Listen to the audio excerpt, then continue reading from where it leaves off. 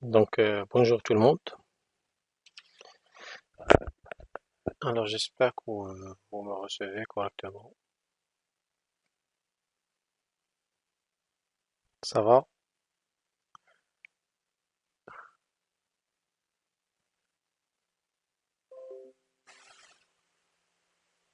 Ça va bien, monsieur. Bonjour. Bonjour, d'accord. Donc, je vais essayer aujourd'hui de faire la suite de ce que nous avons déjà commencé à savoir. Jusqu'à présent, on sait ce que c'est un modèle, d'accord? Ce que c'est un modèle machine learning, qu'est-ce que ça veut dire les paramètres, qu'est-ce que ça veut dire le bias et ainsi de suite. Et nous avons normalement développé from scratch la fonction train, d'accord? La fonction train qui a comme objectif de trouver les paramètres des modèles. Et normalement, cette fonction, normalement, elle a le même rôle que la fonction fit utilisée dans linear, par exemple, linear regression de scalar, c'est-à-dire des bibliothèques ou bien des libraries euh, dont sklearn qui sont spécifiques pour faire l'apprentissage automatique. Donc aujourd'hui, nous, dans une première étape, notre objectif, bien sûr, c'est euh, de mettre en place une classe, d'accord? Comme le cas de linear regression, parce que dans sklearn, il y a linear regression, la classe linear regression, qui a la fonction predict et la fonction fit, et certainement, elle a, par exemple, pour créer le modèle, en se basant sur linear regression, on utilise la sélection suivante, linear regression. D'accord, comme ça. Qu'est-ce que ça veut dire ceci? Ceci, normalement, est le constructeur. Et le constructeur en programmation orientée objet avec Python, normalement, euh, on la nomme, on le nomme init, d'accord, de cette manière-là, qui accepte des paramètres. Donc nous allons développer le constructeur qui a la fonction init et qui va avoir la fonction predict et qui a la fonction fit. D'accord? C'est-à-dire, on va imiter exactement le comportement de cette classe qui est linear regression qui appartient à la library scalar. Donc pour ce faire, bien sûr, ça c'est la finalité objective, mais on va essayer de faire les choses pas à pas. D'accord? C'est-à-dire, nous allons montrer comment créer cette classe-là en utilisant différentes techniques, à savoir déjà la programmation orientée objet avec Python. Donc, on va introduire un petit exemple. Et ensuite, comment utiliser le produit matriciel. Parce que cette classe-là que nous venons de créer, normalement, dans les versions précédentes, on utilisait des techniques comme, par exemple, pour la mise à jour des poids, on utilisait chaque poids à part. D'accord? C'est-à-dire, on utilise W1, W2, W3 et base. Par contre, aujourd'hui, normalement, au lieu d'utiliser ces vecteurs-là, ou bien ces scalaires, on va utiliser un tableau de scalaires, ou bien un vecteur de scalaires au lieu de 3. Donc, au lieu de W1, W2, W3, on va montrer comment on va utiliser uniquement un seul vecteur qui est W. Donc, cette manière de faire, elle permet d'une part de rendre le code plus lisible et d'autre part, surtout, pour ne pas à chaque fois, si on va ajouter un attribut dans la partie features, on est obligé d'aller vers la partie poids pour ajouter W4 et puis W5 et ainsi de suite. Donc, au lieu de travailler avec cette technique-là, on opte pour utiliser ce qu'on appelle des vecteurs de poids et ce vecteur-là sera pris en charge d'une manière automatique, d'accord, dans notre manière de coder notre version cible. C'est-à-dire, regardez ici par exemple pour l'initialisation des poids, d'accord, on va utiliser par exemple cette instruction-là qui est capable d'initialiser le vecteur de poids en se basant sur la dimension de la partie features qui est grand X. Donc cette instruction, elle va permettre d'initialiser la partie features. Donc pour ce faire, on va aller pas à pas pour arriver à notre objectif. C'est comment créer une classe qui est capable d'initialiser un modèle, d'entraîner un modèle et de faire des prédictions. Donc, dans un premier temps, vous connaissez quelles sont les libraries que nous avons l'habitude de les utiliser jusqu'à présent. Pandas, donc pour ce qui est data frame manipulation, NumPy pour tout ce qui est calcul matriciel et produit, ainsi de suite. Et la librairie machine learning, en particulier sklearn, qui contient la classe linear regression, le standard scalar pour tout ce qui est standardisation. Et nous avons déjà vu l'importance de la standardisation et aussi comment splitter notre data en training dataset et en test dataset et aussi comment évaluer notre modèle. Donc, ce sont les libraries que nous allons utiliser. Donc, le dataset ou bien le problème que nous l'avons ou bien que nous avons déjà vu et nous avons adopté nous allons plutôt adopter la même chose. Donc, c'est le problème d'advertising. Donc, il y a le dataset donc qui a été importé sous forme de data frame. Par la suite, on peut afficher l'entête du data frame, d'accord? Et par la suite, donc ici, si je vais faire print, par exemple, print data frame.hit, donc ça va bien sûr imprimer le hit de notre data frame. C'est-à-dire cette partie de code, qu'est-ce qu'elle fait? Elle charge les données, d'accord? Puis je visualise l'entête. Puis je transforme le data frame en un tableau array pour pouvoir le manipuler. Ensuite, extraire la partie features, extraire la partie target, standardiser les données pour éviter en fait les grandes mises à jour. Donc c'est pour cela il faut standardiser les données. Et ensuite, bien sûr, il faut splitter votre data en training dataset et en test dataset. Alors ça c'est la partie data. Ensuite, pour la partie modèle, nous avons déjà vu dans des occasions que pour créer un modèle en utilisant sklearn, donc les étapes sont simples. La première étape, c'est l'initialisation. Donc tout simplement créer un objet qui s'appelle modèle, qui est une instance de la classe linear regression. Et nous avons déjà normalement importé la classe linear regression. Ensuite, après initialisation de l'objet, cet objet-là, il va faire appel à la fonction fit. Et la fonction fit, normalement, elle appartient déjà à linear regression. Et pour nous, jusqu'à présent, c'est black box. D'accord? Black box. Mais on connaît qu'elle contient une fonction fit pour faire le training. D'accord? Pour faire le training. Donc, cette fonction fit là, elle accepte deux paramètres. Le premier paramètre, c'est la partie des features. Et le deuxième paramètre, normalement, c'est le paramètre de la target, qui représente la target. Donc, jusqu'à présent, une fois appelé la fonction fit, parce que la fonction fit est implémentée par sklearn, donc l'apprentissage s'est fait.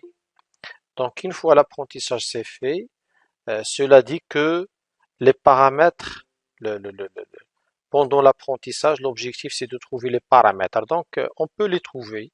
Donc, ces paramètres-là, dans la classe linear regression de sklearn, le bias, normalement, il s'appelle intercept et les W, ou bien les poids, qu'on l'appelle les poids, ou bien les coefficients, normalement, dans la régression linéaire, on les appelle curve. Donc ici, tout simplement, le bias égale à ça, intercept, et le W égale à curve, bien sûr, accessible par le biais de l'objet modèle. Bien sûr, on peut, puisque W, normalement, c'est pas un scalaire, mais plutôt un vecteur de poids. Et cela dépend de la taille de X-trained, c'est-à-dire la taille, c'est le nombre de features. Alors, le W1 égale à W0, le W2 égale à W1 et le W3 égale à W2. Maintenant, pour faire la prédiction, on peut utiliser la fonction predict appartenant à notre classe linear regression, donc appelable par le biais de notre objet qui s'appelle modèle. Donc y hat égale tout simplement model.predict xtest. Xtest c'est pour le dataset de test. Et bien sûr, je peux afficher ici le y hat. Ensuite, bien sûr, on peut, ça c'est une première étape. Donc, je vais exécuter le code jusqu'ici, d'accord? Bien sûr, je vais faire l'exécution qui montre déjà cette première partie d'explication. Cette deuxième partie, on va la voir tout à l'heure. Alors maintenant, on a exécuté, et vous voyez ici que on fait les paramètres de notre modèle pour le base égal à 15, pour W1 égal à 4,73, pour le W2 égal à 1,59 et pour le W3 égal à moins 0,05. Donc, une fois que j'ai les paramètres, je peux faire la prédiction. Et la prédiction que j'ai ici, c'est y hat, c'est exactement ça. Donc, c'est un vecteur de prédiction. Pourquoi? Parce que j'ai le x-test qui a plusieurs. D'accord, le x-test, c'est le suivant. D'accord, le x-test, on va l'afficher, c'est le suivant parce que j'avais déjà fait le split. Donc, ça, si vous voulez dire, c'est la première ligne. La deuxième ligne, c'est-à-dire la première prédiction égale à quoi? C'est W1 fois cette valeur, plus W2 fois cette valeur, plus W3 fois cette valeur, plus le bias. Donc ça donne la première prédiction qui est celle-là. D'accord? Et pour la deuxième prédiction, on utilise la deuxième ligne et ainsi de suite. Ça, c'est la deuxième prédiction. Donc, soit on utilise cette manière, c'est-à-dire on peut utiliser directement la fonction predict, qui va recevoir en paramètre la fonction xtest, ou bien je peux utiliser x1, x2, x3. x1, c'est la première colonne, ou bien la première valeur, plutôt ici j'ai utilisé des valeurs directes. Et je peux mettre y hat 1 égale à base plus w1 fois x1 plus w2 x2 fois x2 plus w3 fois x3. Ici, c'est juste pour vous montrer le linéaire modèle, ou bien notre fonction linéaire.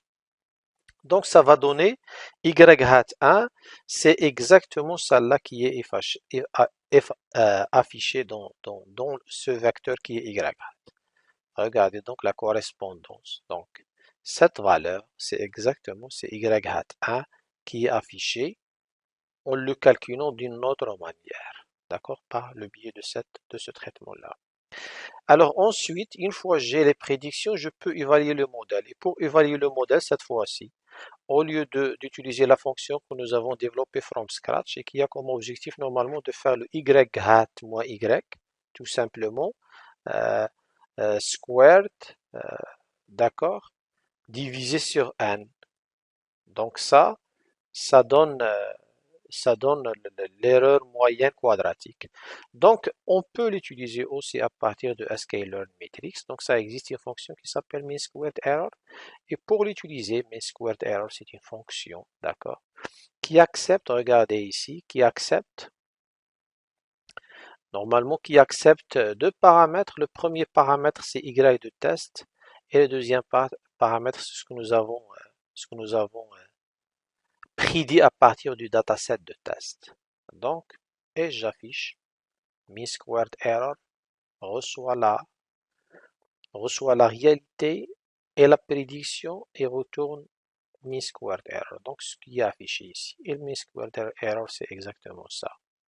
Alors, dans la suite, maintenant, ce que j'ai mis ici, c'est que j'ai utilisé les libraries pour faire ce qu'on appelle la régression linéaire pour le problème d'advertising. Donc, dans la suite, bien sûr, je vais utiliser la même logique, mais en utilisant notre propre fonction que nous l'avons déjà développée, c'est la fonction train. Alors, bien sûr, from scratch, c'est-à-dire c'est à nous de faire le predict. Et jusqu'à présent, j'utilise x1 comme la première feature, x2, x3. Donc, pour faire la prédiction, j'ai besoin d'un bias, plus w1 fois x1, plus w2 fois x2, plus w3 fois x3. Donc, pour faire la prédiction correctement, il faut trouver le bias w1, w2 et w3. Et ça, c'était l'affaire de la fonction. Normalement, on l'appelait, dans le cours précédent, on l'appelait train. Exactement la fonction train 4, d'accord, qui a euh, d'accord les étapes nécessaires pour faire l'apprentissage. Donc je l'ai appelé ici, d'accord, je l'ai appelé fit pour, c'est-à-dire réutiliser dans la suite la même logique que linear regression. Donc c'est pour cela tout simplement je l'ai appelé fit. Alors ici fit, elle reçoit la partie features, bien sûr, qui est x1, x2, x3 et la partie target. Dans la suite, dans une version bien sûr améliorée pour s'approcher de fit de linear regression, d'accord? Pour s'approcher de fit de linear regression, regardez ici, pour s'approcher de ça, cet appel-là, parce que ici elle accepte uniquement deux paramètres. Donc dans la suite, bien sûr, on est censé à faire évoluer cette version-là vers une autre version qui accepte au lieu de trois features, d'accord, chacune à part, je vais envoyer une matrice au lieu de trois colonnes. Au lieu de trois colonnes, je vais envoyer une matrice qui est extrait. Donc, dans un premier temps, on va réaliser cette version-là qu'on avait déjà dans le cours. Donc, c'est quoi le fit? C'est le learning rate et vous connaissez son rôle dans l'objectif normalement de ne pas dépasser l'optimum. Le nombre d'époques, c'est-à-dire le nombre de fois de mise à jour. Les paramètres, ça c'est l'initialisation de base. Ça c'est la longueur de notre data. Et par la suite, je vais utiliser un algorithme ou bien une partie itérative dans laquelle, dans chaque itération, il y a prédiction et il y a mise à jour. D'accord. Donc, prédiction, ensuite mise à jour. Tout ça, c'est pour faire la mise à jour. Donc, prédiction, tu as l'erreur, tu peux faire la mise à jour. Donc ça, on l'a déjà expliqué. Donc ceci, c'est une version antérieure. Maintenant, bien sûr, au lieu de... Donc, qui donne normalement le même résultat. Regardez ici, parce que j'ai utilisé toutes les choses from scratch, à savoir utiliser les paramètres de notre fonction fit, c'est ce qui retourne le base, le W1, le W2, le W3 à part, parce que nous sommes obligés jusqu'à présent de faire le return. Et ensuite, on a utilisé ces paramètres-là. Et bien sûr, ce qui est important, on obtient les mêmes résultats. Donc, les mêmes résultats qui sont ici, normalement, from scratch, ils sont équivalents aux résultats qui sont obtenus à l'aide d'accord, à l'aide de linear regression en utilisant sklearn. Et ça, ce qui est justifié par déjà l'évaluation du modèle qui est 2,1004. Donc, exactement ici, on trouve 2,1004 qui est la performance du modèle qui est mean squared error. Maintenant, ça, c'est une version que nous l'avons déjà vue dans le cours. Maintenant, on va essayer de un peu améliorer la qualité de notre code en utilisant ce qu'on appelle les produits matriciels. Donc, au lieu d'utiliser, regardez dans Predict par exemple, au lieu d'utiliser cette version, regardez, je vais la copier à partir d'ici. D'accord? Au lieu d'utiliser ça, c'est-à-dire trois colonnes à part, au lieu d'utiliser trois colonnes, on va utiliser une seule variable. Et si j'utilise trois variables, chaque variable représente une colonne. Mais ici, je vais utiliser une matrice contenant les trois colonnes. Parce que cette version-là, elle est générale. Parce que pour cette version-là, je suis obligé de la modifier à chaque fois le nombre de features change. Donc ça, c'est une mauvaise euh, qualité de code. Par contre, ce code-là, c'est un code de qualité parce que je ne suis pas obligé de changer les paramètres ni la manière d'écriture de code si le nombre de features change. Ici, je suis obligé de modifier à la fois le nombre de paramètres et aussi la formule qui permet de faire le résultat retourné. Par contre, ici, quoi qu'il soit la taille de votre dataset, en particulier la partie features, la fonction predict reste inchangée. Donc ça, ce que nous allons faire. Donc tout simplement, c'est quoi la prédiction? Donc au lieu d'utiliser base plus W1 fois X1 plus W2 fois X2 plus W3 fois X3, je vais utiliser directement le produit matriciel de la matrice X, c'est une matrice, d'accord, fois le W. D'accord, W, c'est le produit matriciel de X fois W. Sachant que W, c'est un vecteur. D'accord, ici, donc, W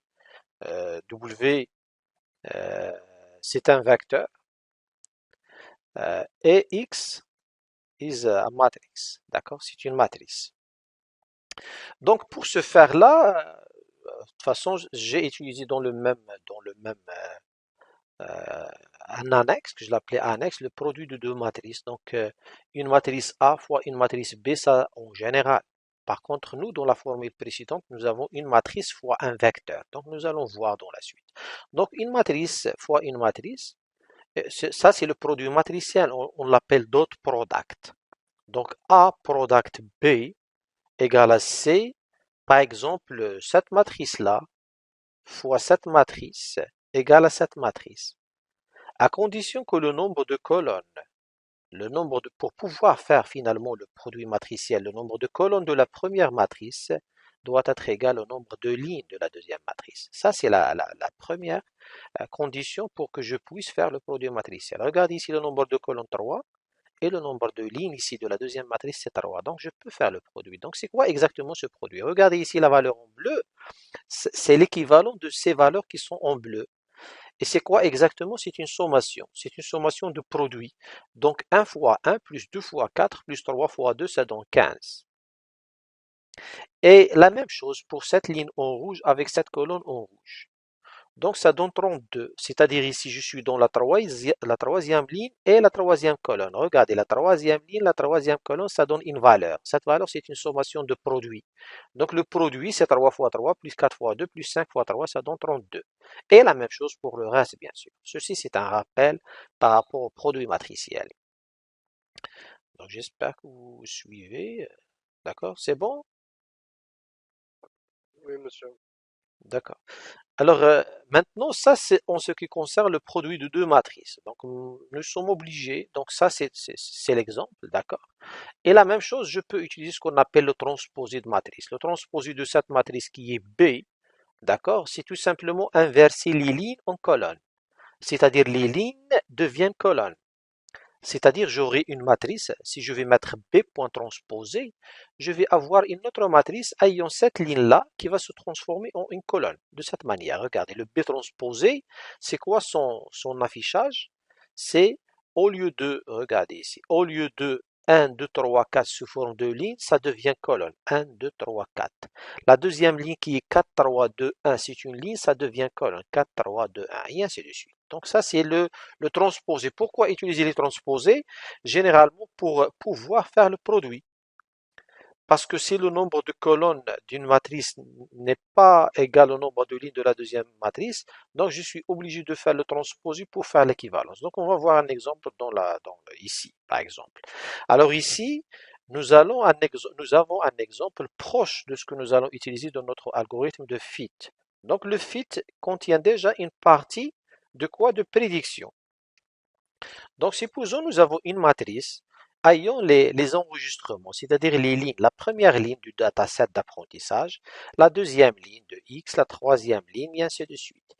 Et la première colonne, normalement, ici, la première ligne contient trois colonnes. Regardez, la première ligne contient trois colonnes. C'est-à-dire, j'ai finalement, j'ai la première colonne, c'est 1, 2, 3, 4, 5.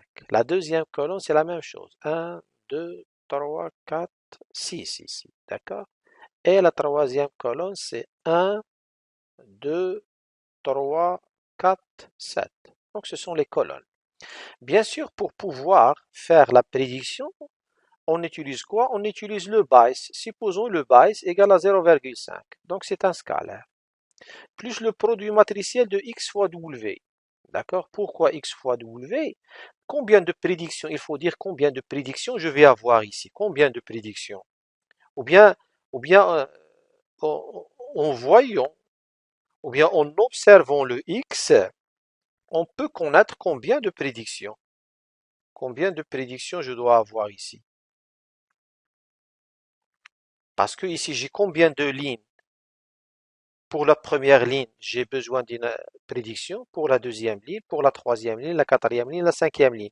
Donc ici, le y hat, ou bien le y doit avoir une taille de 5. C'est-à-dire, j'aurai 5 prédictions.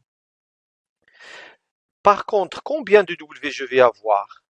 Combien de W? je dois avoir 3 W, W1, W2, W3. Pourquoi? Parce que j'ai 3 features, X1, X2, X3. Parce que j'ai 3 colonnes.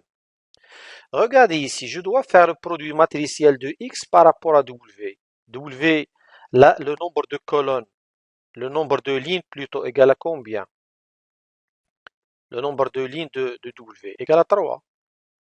D'accord? C'est-à-dire, c'est une matrice ayant nombre de lignes. Par contre, on ne peut pas dire qu'elle a un nombre de colonnes. Et ici, normalement, la taille de X, elle a cette forme-là. Le nombre de lignes, c'est 5, le nombre de colonnes, c'est 3. Donc, j'utilise la première matrice dont le nombre de colonnes égale à 3 fois la deuxième matrice qui est un vecteur dont le nombre de lignes égale à 3. Donc, 3, 3, donc c'est bien. Donc, 3, 3, je peux faire le produit matriciel. Et ce qui est important ici dans le produit matriciel, le résultat il a la forme suivante. La matrice résultante doit avoir le nombre de lignes qui est équivalent à la matrice A. Par contre, le nombre de colonnes doit être équivalent à la matrice B. S'il vous plaît, quelqu'un doit éteindre le micro. C'est qui déjà? Ouais, monsieur, j'ai une question. Oui, Par exemple, je vais revenir sur l'exemple de calcul qu'on a fait sur ici. oui, voilà. Oui. Oui. Donc, comment, par exemple, ici, on a dit pour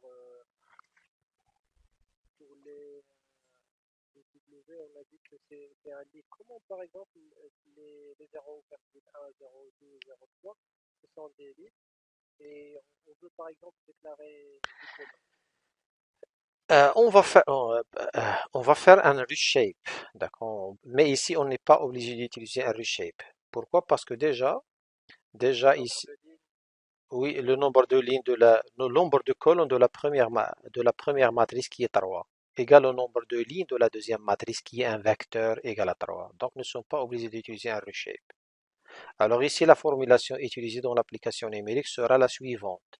C'est-à-dire déjà nous avons un scalaire 0,5 plus np dot xw. Donc ce np dot xw, c'est égal à quoi exactement?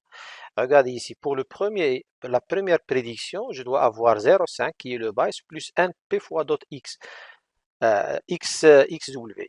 Donc le premier x c'est 1 fois 0,1. D'accord? Parce que 0,1 le premier paramètre et plus 1 fois 0,2, c'est-à-dire pour faire la prédiction de cette ligne-là, qu'est-ce que je vais utiliser? Je vais utiliser 1 fois W1 plus 1 fois W2 plus 1 fois W3 plus le bas. C'est exactement ce qui est écrit ici. Et ça, c'est le résultat d'un dot product. Donc ça, en utilisant la prédiction. Donc qu'est-ce que ça va donner la prédiction? Ça va donner combien de prédictions je vais avoir. Je vais avoir 5 prédictions. Pourquoi? Parce que la taille de la matrice résultat, son nombre de lignes égale le nombre de lignes de la première matrice et son nombre de colonnes égale le nombre de colonnes de la deuxième matrice. C'est quoi le nombre de colonnes de la deuxième matrice? C'est pas défaut 1 ici. D'accord? Donc je vais avoir une taille de 5A. 5 lignes, une colonne. Donc c'est exactement ça. On peut même le faire, le transposer. Normalement, c'est ça. Prédiction, regardez. Si je vais faire prédiction égale, je peux faire prédiction, prédiction. Normalement, je dois avoir ça, mais c'est pas grave parce que c'est la même chose. Alors, prédiction égale à mp.array, parce que pour pouvoir appliquer dessus des opérations matricielles telles que le transposer, donc je dois le transformer en array déjà, en mp array. Donc voilà, donc ça c'est prediction. Donc je peux faire prediction, d'accord, point reshape. Regardez, point reshape. Pour un reshape, je dois avoir combien de lignes? 5 lignes, une colonne. D'accord? Et je peux faire imprimer d'accord? Imprimer prediction. D'accord? Donc c'est exactement ça. Prediction.reshape. C'est exactement ça. Donc si je vais faire directement prediction, regardez qu'est-ce qu'il va donner. Array. Il a combien de lignes? 5 lignes et combien de colonnes? Une seule colonne. Non, non ici. 5. Attendez, pour ne pas... Regardez, je peux mettre point shape. D'accord? Point shape. Regardez, 5 lignes, une colonne. Pourquoi ça? Une colonne finalement n'est pas comptabilisée. C'est pour cela il est. D'accord? Ah, voilà, 5 lignes, ça c'est par défaut, c'est 1. D'accord? Pas comme le cas de W. Si je vais mettre W.shape, il va afficher la même chose. W bien sûr majuscule. Voilà, c'est 3 virgules, c'est-à-dire 1.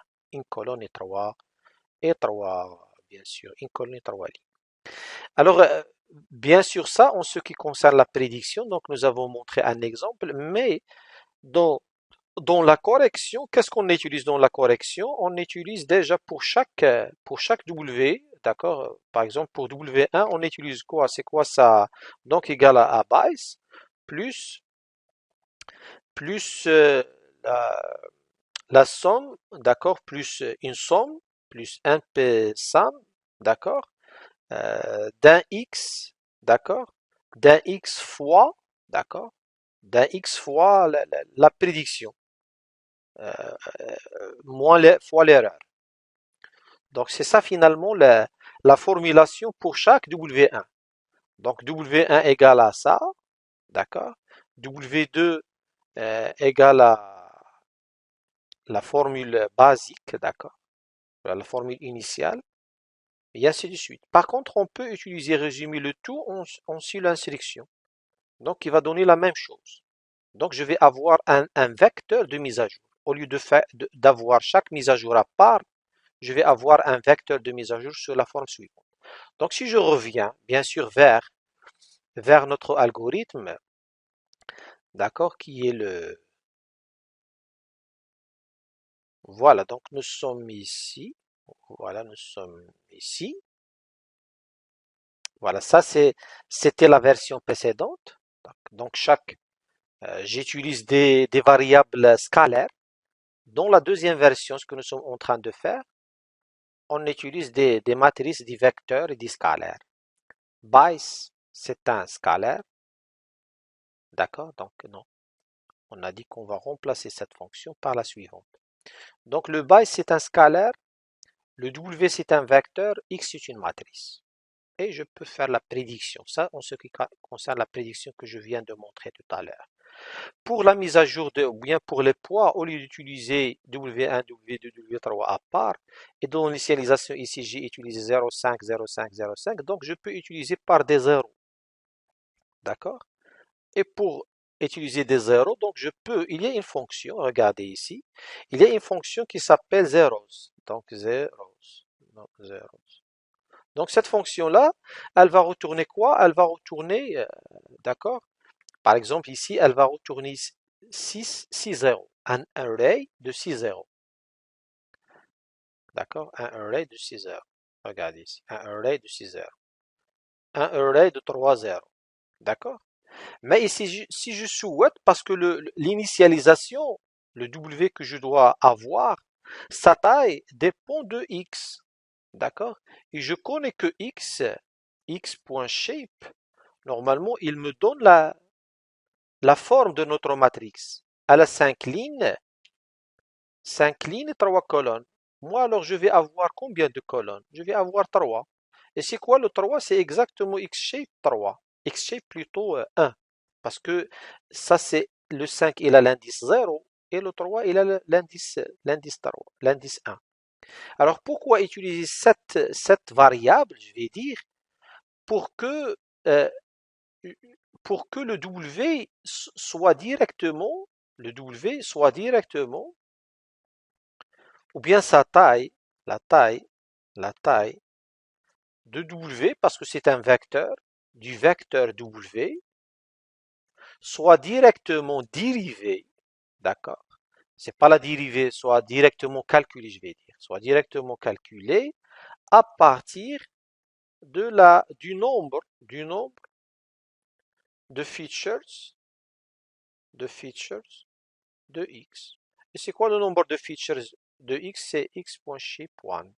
Donc ça donne le nombre de features et la taille de W donc soit égale à ça. Donc c'est pour cela ici, dans l'initialisation, qu'est-ce que j'ai utilisé? J'ai utilisé un P0 qui reçoit le paramètre x.shape. C'est combien de zéros je vais créer le, la, la, la dimension de x, ou bien le nombre de features de x, qui est un tableau de W qui seront initialisés tous à 0. Donc, par exemple, pour notre cas, ici le 3, 0. D'accord? 3, 0. Voilà. Pour notre cas. Si le X change, donc automatiquement le W change. Parce que notre objectif, c'est euh, notre objectif, c'est ça, écrire un code indépendant, indépendant de toute entrée. D'accord? Les entrées, c'est X et Y. D'accord? C'est-à-dire, si mon data change, mon code doit rester fixe. C'est ça l'objectif. Alors, bien sûr, dans la suite, on sait que learning rate ce sont des constantes, on peut les utiliser, des hyperparamètres, même la même chose pour les POCs. Et si pour l'initialisation des paramètres, on utilisait cette manière, maintenant on va utiliser cette manière. Et pour la prédiction, d'accord, à chaque itération, on utilisait cette manière-là, maintenant on va utiliser cette manière. Pour la mise à jour, on utilisait cette manière. Maintenant, on utilisait cette manière. Maintenant, on va utiliser cette nouvelle manière. Et bien sûr, pour la mise à jour, au lieu d'utiliser W1 égale à W1 moins DW1 fois le learning rate, et ainsi de suite, je vais utiliser tout simplement un vecteur, d'accord? W c'est un vecteur, W c'est un vecteur et le learning rate c'est un scalaire. Et on connaît que, bien sûr, vous connaissez qu'un scalaire, par exemple 3 fois un p.array, d'accord, 5, 6, 7, ça donne un tableau. Un scalaire fois un tableau, ça donne un tableau. Ici, c'est un tableau qui va avoir 15, 18, 21. Regardez, c'est un tableau qui va avoir 15. C'est ce qu'on nous sommes en train d'utiliser ici. C'est la même chose. Donc, ce sont des opérations élémentaires qui sont de l'algèbre, si vous voulez dire, linéaire ou bien de calcul, d'accord, de calcul, que nous allons les exploiter ici dans notre algorithme. Donc voilà, ça c'est la nouvelle version de notre fonction fit qui va donner le même résultat de tout à l'heure, parce que jusqu'à présent, j'utilise la même chose. Toujours, il faut remarquer le MSE qui est 2,4. Donc, Monsieur, oui, sur le transposé, vous avez utilisé en calcul de l'erreur. oui, c'est ça. Pourquoi le transposer? D'accord, donc, oui. Alors ici, le transposé, oui. Pour le y hat, normalement, on a y1 égale à w1 fois x1 plus w2 fois x2 plus w3 fois x3. Donc ça, on peut avoir, ça c'est pour y1, pour y2 la même chose, y2 w2 fois x2 plus w3 fois x3 et ainsi de suite. Donc au lieu de ça, on peut utiliser directement, bien sûr, plus le base. Plus le base. Donc, je peux utiliser pour avoir maintenant un vecteur de prédiction qui contient y1, y2. Voilà le nombre de colonnes de x, de nombre de lignes de w. De colonnes. Oui, c'est ça, c'est exactement. Alors, pour La, euh, la mise à jour. la multiplication, il faut utiliser la transposée pour que Ici, pendant dans, attends, dans cette ligne-là, dans cette ligne qui est sélectionnée. le deuxième. La deuxième, celle-là. Oui. D'accord. Juste pour que la Oui, oui, c'est ça. C'est ça. Parce que finalement, c'est quoi le nombre de lignes de y moins y hat? C'est le nombre de y ou bien de x. Par exemple, ici, si nous avons 100 data, c'est-à-dire le nombre de lignes, d'accord, ligne x, par exemple, c'est 100, égal à 100. Donc, le nombre de lignes, un b ligne de x est égal à un b, donc un b ligne de y égale à 100. D'accord? Mais ici, parce que j'ai besoin de faire le nombre de lignes, d'accord, le nombre de, attends, le nombre de colonnes de cette partie-là égale le nombre de lignes de cette partie-là. C'est pour cela qu'on a utilisé la transposée. Parce que x, euh, déjà j'ai combien de lignes ici? 100. Donc le x directement, son nombre de lignes, c'est 100. Donc je ne peux pas faire la multiplication. Le nombre de lignes ici, c'est 100. Mais moi, je cherche le nombre de colonnes qui doit être égal au nombre de lignes de la deuxième. D'accord? Parce que un B' X, c'est 100. D'accord? Mais un B colonne, d'accord, pour qu'on soit correct, un B colonne de X égale à combien? Égale à 3. Et un B ligne de Y égale à 100. Est-ce que je peux faire la multiplication? Non. Je peux pas faire la. Par contre, je peux dire un B colonne de X point transposé égale à 100. D'accord?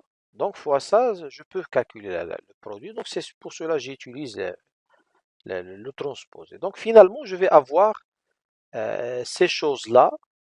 Donc, toujours, mais en utilisant la même logique. Initialisation des hyperparamètres, initialisation du modèle, en particulier les paramètres. Ça, c'est un n qui sera utilisé dans le nombre d'itérations. Et donc, j'utilise prédiction, mise à jour, tout simplement. Et je retourne. Oui,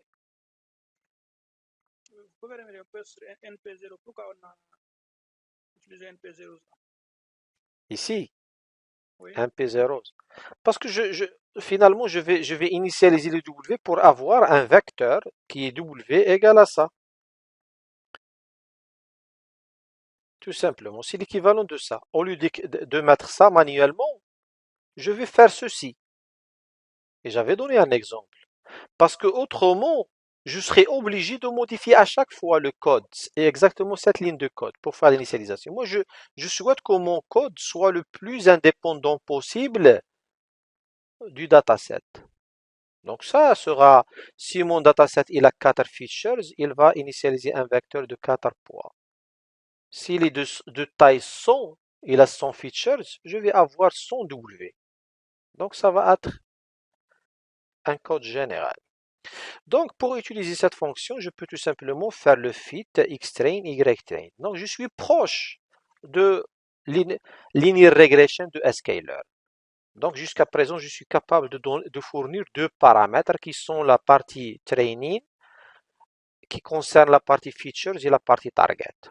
Et ça va retourner jusqu'à présent la partie by CW. Donc la même chose, ensuite je peux déduire les paramètres, je peux faire la prédiction et je peux faire l'évaluation. Donc ça va donner certainement les mêmes résultats qui sont ici. D'accord, regardez le MSE, toujours la même chose. Bien sûr, en vérifiant aussi les autres paramètres, en faisant la comparaison avec quoi? Avec ce que nous pouvons obtenir avec linear regression de scaler. Donc ce résultat sélectionné, il est de linear regression de scaler. D'accord? Alors maintenant, on peut, ou bien on a montré comment écrire une fonction predict capable de donner le même résultat, mais en utilisant le produit matriciel. Donc dans le reste, nous sommes proches de réaliser une classe comme le cas de linear regression de scaler. Donc quelqu'un, s'il vous plaît, éteint son micro. Donc nous sommes proches de ça. Maintenant, qu'est-ce qu'il reste? C'est qu'il reste à créer une classe. D'accord? Et bien sûr, pour créer la classe, je vais aller dans l'annexe. Donc dans l'annexe, je vais mettre un exemple. D'accord? Voilà, je vais mettre un exemple ici. Donc pour créer une classe, il faut utiliser le mot-clé classe. D'accord? S'il vous plaît, quelqu'un qui a son micro ouvert. Je ne sais pas c'est qui. Voilà. Alors, donc je peux utiliser la classe test. Si vous connaissez déjà la programmation orientée objet en Java, vous pouvez faire par exemple, je sais pas, une classe product. D'accord? Product. Ayant les informations suivantes. C'est-à-dire les attributs, on ne les définit pas à l'intérieur de la classe, mais on les définit autrement. C'est-à-dire on va utiliser une fonction, par exemple init, qui va indiquer le constructeur. Et ici, normalement, self indique this en Java. Donc self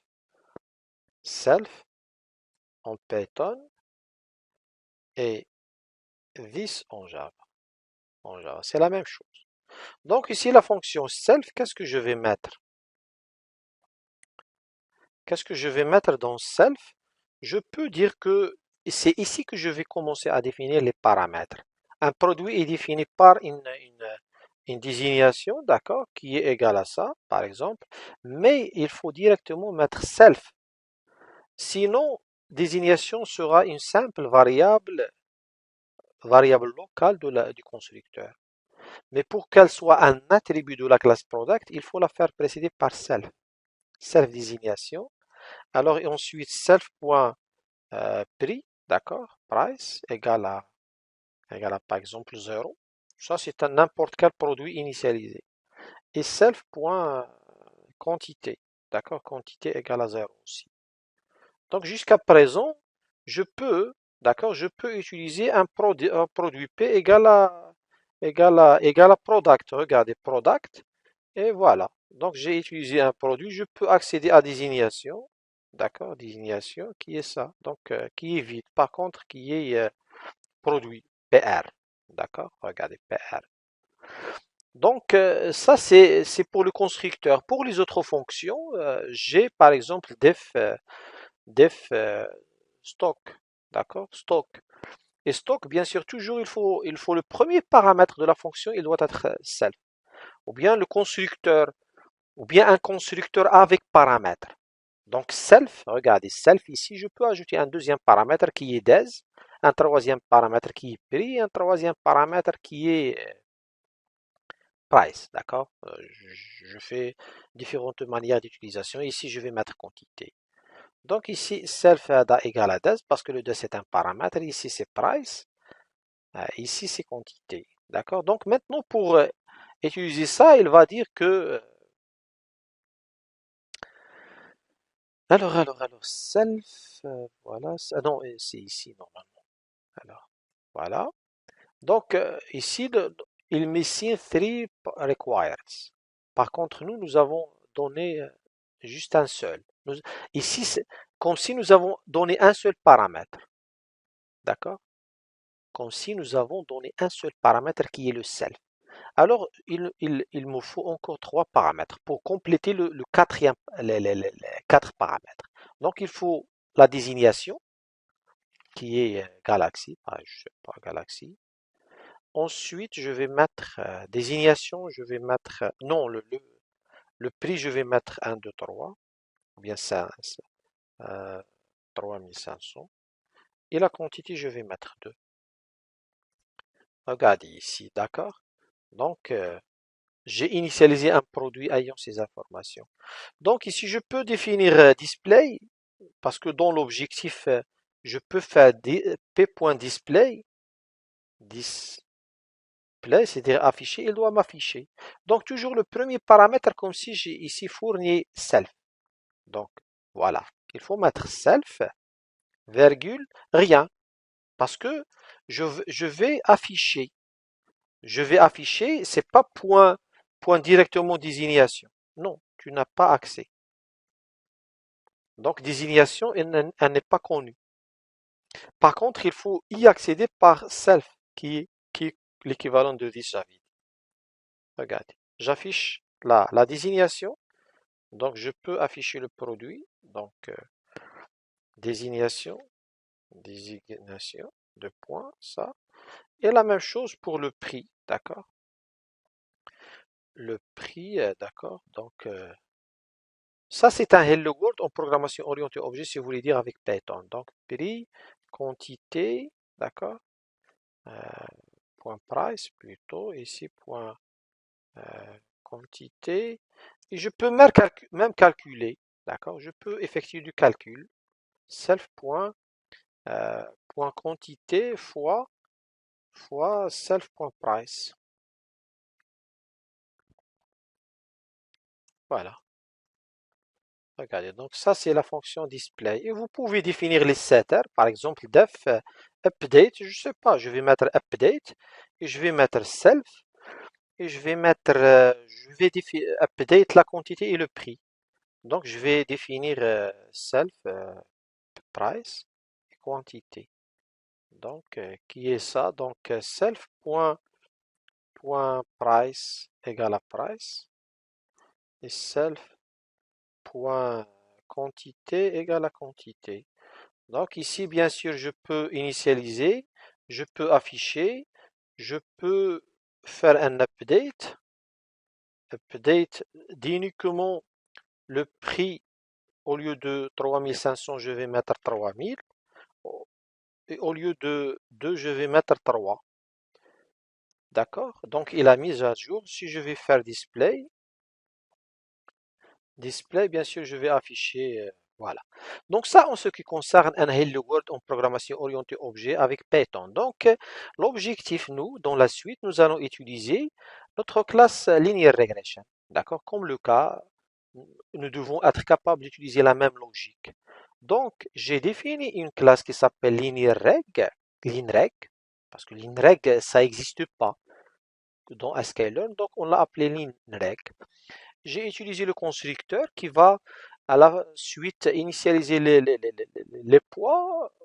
Je ne peux pas connaître la taille, d'accord?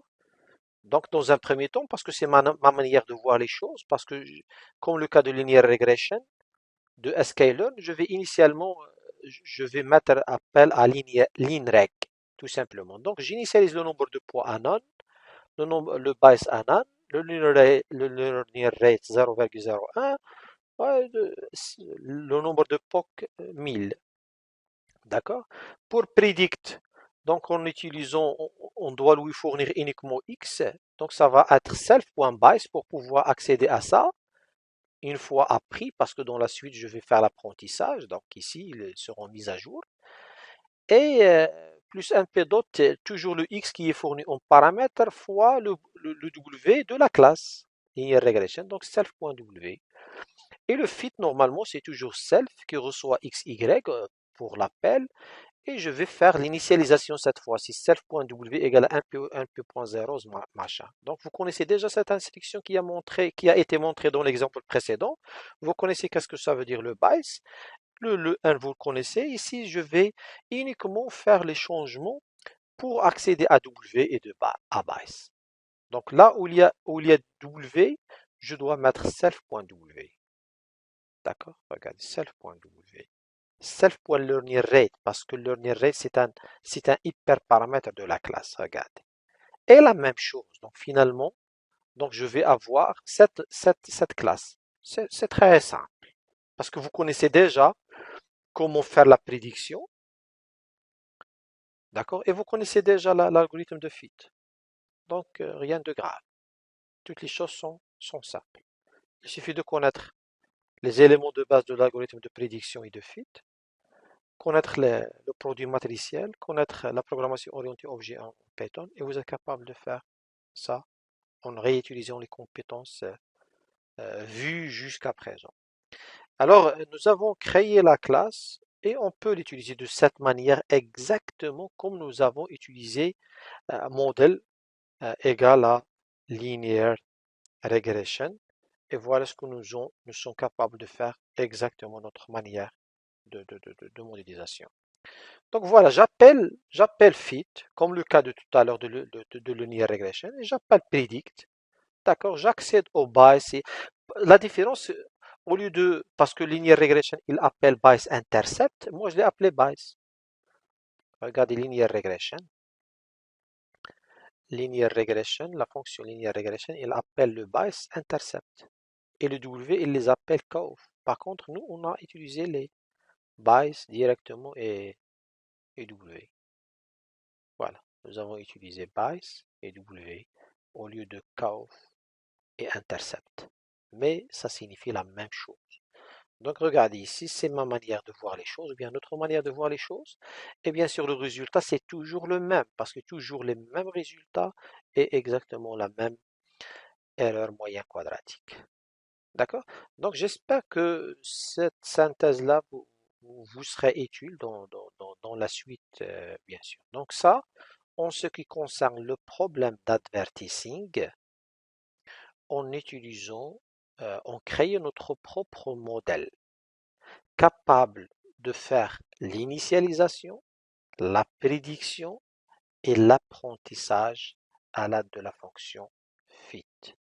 Donc pour le problème de d'advertising, d'accord?